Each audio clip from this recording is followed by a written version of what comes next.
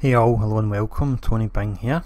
So we have another Marvel Heroes Omega video in the Explain series, as I'm going to call it, and start tagging them so you guys know what videos you want to watch if you're looking for a breakdown of different mechanics within the game.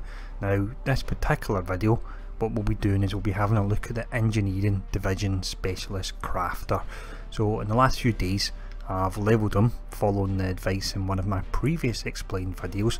I'll put a link to that in the description if you want to know the most optimal way to level your crafter as well. But I've got them at level 20, so I've got everything unlocked. So what we'll do, we'll run through all the various items that he offers and we'll discuss my thoughts on each of them, what ones are maybe worth crafting, what ones are worth missing. So let's have a look. So with this particular crafter we actually have three separate sections we look at. The first one is weapons and armour, then we have subcomponents, and finishing up we look at artifacts. That's probably the most interesting section, but first up let's look at the weapons and armour. For this first section then we can actually craft slots 1 to 5 in various rarities. So we can see the blue ones, and that would be your heroic rarity. The next step up, it's the rare rarity, that's a almost cyan coloured one. Then if we go to the bottom, the most interesting ones, we have the super heroic rarity. So if we actually look, you need quite a lot. You need 20 spare parts, 10 scrap metal, 10 cloth, 10 mechanical components, futuristic alloy, and also high-tech fabric. Now I've not actually crafted anything myself, but I picked up a lot of materials.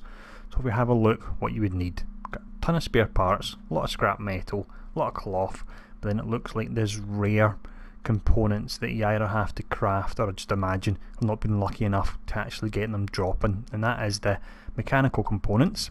I've had some futuristic alloy drop even though they look to be a rare component due to the colouring of them, and I've not yet seen any high-tech fabric, but those particular components we can actually craft them in the next section. But if we go down once more we can see you've got your 5 different slots, and it is the same for each of them to actually craft what you're needing, and the crafting cost is 50,000. Now I wouldn't recommend actually crafting the heroic or the rare rarity. What it might be worthwhile crafting is super heroic if you're having trouble pushing into that difficulty and you need some gear to do it. So that may be worthwhile, but it's a bit fiddly to do, it's pretty expensive, but the option is there.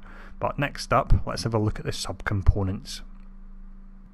For this section then we have all the various crafting materials you can make, that which in turn would allow you to craft the gear that we've already looked at. Now looking at the pricing on all of them, it's 1,000 except for one. So if we scroll down we can see the energised particles, which to craft, let's see, it's heroic gear, actually requires, I think it's something like 5 or 10 of these. So I'm pretty certain the credit cost in this is incorrect, because that would mean to craft a piece of heroic gear is going to cost you in the region of 400,000 credits. Doesn't seem right, especially when we scroll through the rest of them and we can see they've all got a crafting cost of 1,000 there.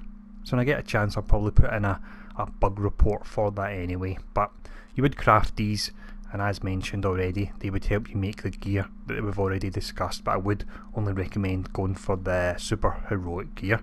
But next up, probably the more interesting section for this crafter would be the artifacts. This section here then is by far the most interesting one on this particular crafter, but it's also the most expensive. You can see the first item we actually look at would cost a whopping 300,000 credits to make.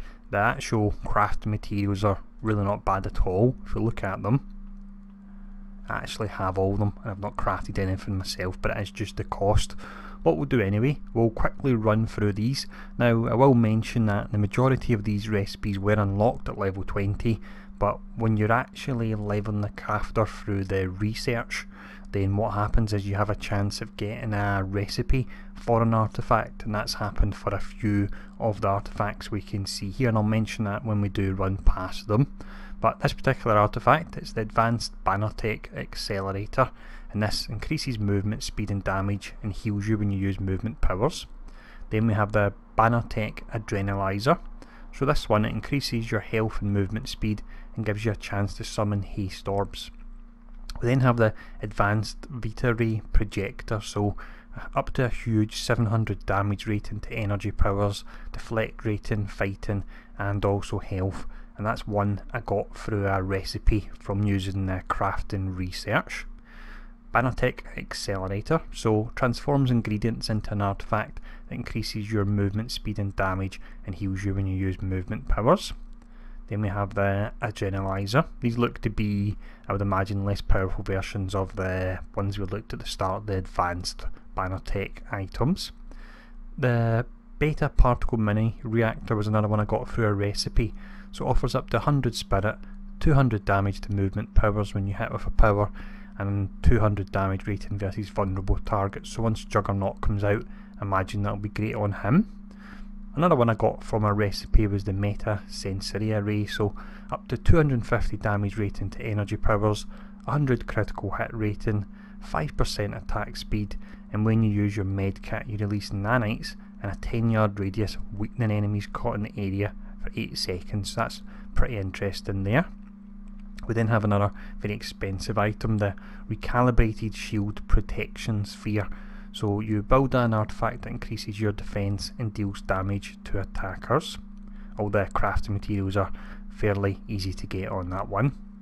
We then have the shield training manuals. Now you can see there's 5 of them. So we've got 1, 2, 3, for some reason it jumps to 4, and then we've got 5. So if we look at the most powerful one, and that was achieved at level 20, when you hit with a power, you reference the manual gaining 600 damage rating for 10 seconds, 600 of one of your hero specific defense types. That would either be defense, dodge or deflect, and you have the 20% multiplier as well, so that'd be what, 720 you would get, up to 1000 health and +1 to all attributes. That works out at 320 damage rating, so that's really pretty nice.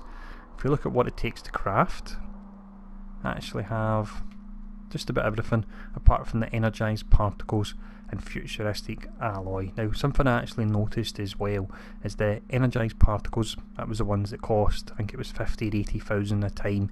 You can actually buy them through the regular vendor that sells items as well, and they're a lot cheaper, so for that reason the price on it is bugged, so don't go buying them at that particular price. Next up anyway, let's scroll back down again. We have, let's see, we have the shield protection sphere, so 50,000 to craft this, and it increases your defences and deals damage to attackers there. Now the final one we look at looks really quite interesting, and this is screaming out to be used on Nick Fury for me once he's released.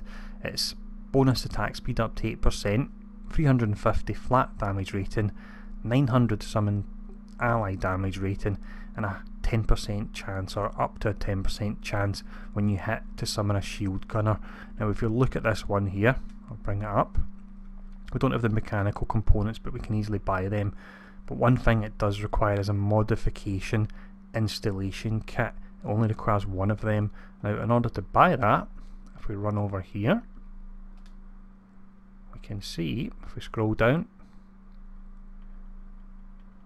there we go, we can see that actually costs a huge 100 legendary marks.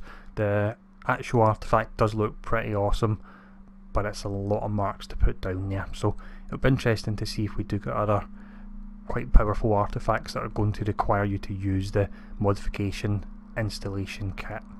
So that was the, let's see, that was the engineering division specialist.